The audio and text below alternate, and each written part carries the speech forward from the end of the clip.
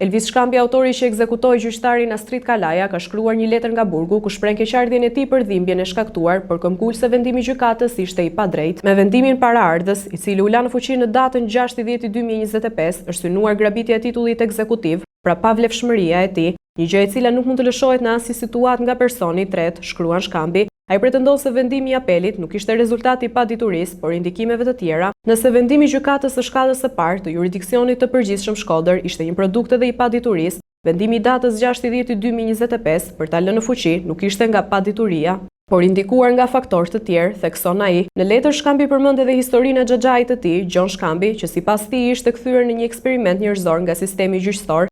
Prej 13 vitesh, xhaxhai im Gjon Shkambi ishte kthyer në një eksperiment njerëzor nga sistemi gjyqësor në Shqipëri. Në një kohë kur unë mundohesha të jepja fund këtij eksperimenti, gjykata e apelit vendosi vazhdimin e tij, shkruan më tej Shkambi.